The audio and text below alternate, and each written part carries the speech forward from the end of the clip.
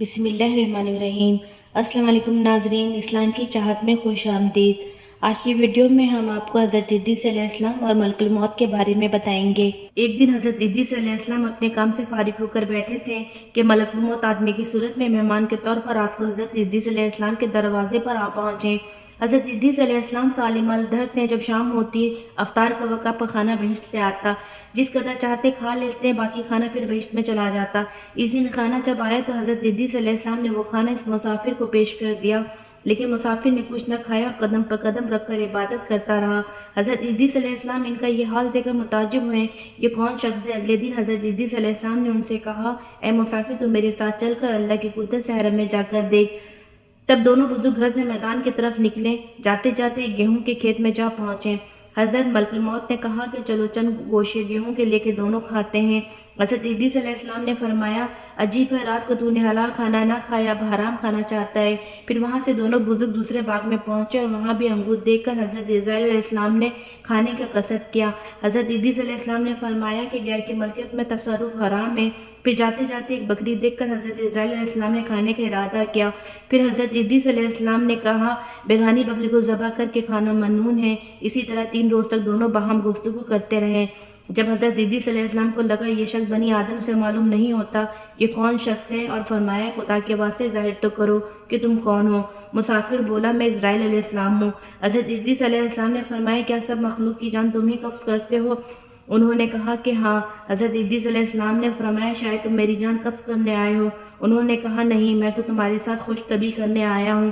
حضرت ادریس علیہ السلام نے کہا کہ 3 دن سے تو میرے ساتھ ہے، اس عرصے میں بھی تو نے کسی کی جان قبض کی ہے؟ وہ بولے، کل جان قبض کرنا ہمارے ہاتھ میں ایسا ہے جیسے تمہارے دونوں ہاتھ کے نیچے روٹی رکھی ہوئی ہے، یعنی جس کی اجل آتی ہے اللہ کے حکم سے میں ہاتھ بڑھا کر اس کی جان قبض کر لیتا ہوں۔ اور بولے، اے حضرت ادریس علیہ السلام، میں چاہتا ہوں کہ تیرے ساتھ رشتہ برادری قائم کروں۔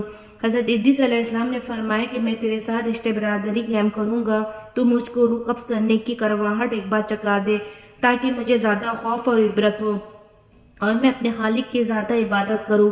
ملک الموت نے کہا کہ میں اللہ کی رضا کے بغیر کسی کی جان قبض نہیں کر سکتا۔ تب حضرت ادریس علیہ السلام نے اللہ رب العزت کی بارگاہ میں عرض کی اور پھر جان قبض کرنے کا حکم ہونے پر جان قبض کر لی گئی۔ پھر ملک الموت نے خدا کی بارگاہ میں دعا مانگی اور اللہ پاک نے ان کو زندہ کر دیا۔ حضرت ادریس علیہ السلام نے اٹھ کر ملک الموت کو اپنے گود میں لے لیا اور دونوں نے آپس میں رشتے برادری قائم کر لی۔ پھر ملک الموت نے ان سے پوچھا، اے بھائی جان، گنی کی تلخی کیسی تھی؟ وہ بولے، جیسے کسی زندہ جانور کی کھال سر سے پاؤں تک ادھیر دی جاتی ہے۔ ملک الموت نے کہا کہ اے بھائی، قسم ہے رب العالمین کی، جیسے کہ میں نے تیرے ساتھ احسان کیا ایسا کسی کے ساتھ نہیں کیا۔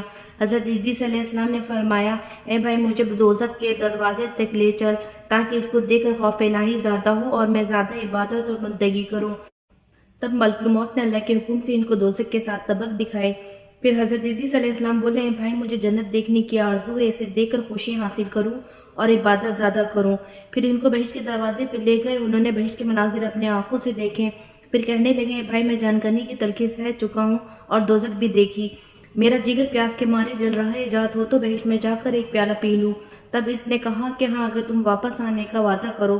شاید پیاس کی وجہ سے حضرت ادریس علیہ السلام نے واپس آنے کا عہد کیا اور بحکم الہی اپنے نالین درخت طوبہ کے نیچے چھوڑ کر بہشت میں داخل ہو گئے۔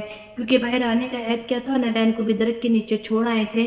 کچھ دیر بعد ملک الموت نے ان کو آواز دی، اے بھائی، تاخیر مت کرو۔ تو جواب میں حضرت ادریس علیہ السلام نے فرمایا، ہر نفس کو موت کا مزہ چکھنا ہے، اب تو میں جان کنی کا مزہ چکھ چکا ہوں، اور حق تعالیٰ فرماتا ہے کہ تم میں سے ہر ایک دوزخ میں پہنچے گا، سو میں دوزخ میں بھی پہنچ چکا، اور یہ بھی اللہ تعالیٰ فرماتا ہے کہ ان کو وہاں کوئی تکلیف نہ پہنچے گی اور نہ ہی ان کو کوئی وہاں سے نکالے گا، یعنی جو بہشت میں آ گیا واپس نہ نکالا جائے گا۔ اے بھائی، اب میں ہرگز نہیں آؤں گا۔ بارگاہ باری تعالیٰ سے آواز آئی، اے اسرائیل کو حضرت ادریس علیہ السلام کو چھوڑ کر چلا جا، میں نے ان کی تقدیر میں یہی لکھا تھا۔ حضرت ادریس علیہ السلام موت کا مزہ چکھ کر اور دوزخ کو بھی دیکھ کر جنت میں جا رہے ہیں۔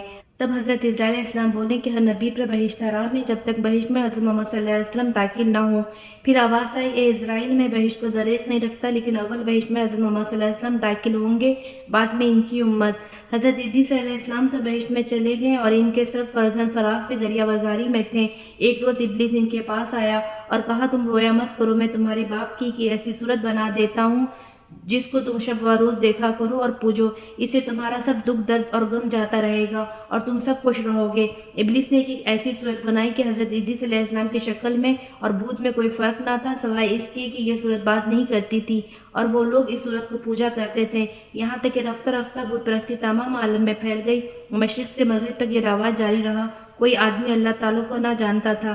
اللہ تعالیٰ نے حضرت نوح علیہ السلام کو ان پر پیغمبر بنا کر بھیجا تاکہ ان کو ہدایت کی راہ بتائیں۔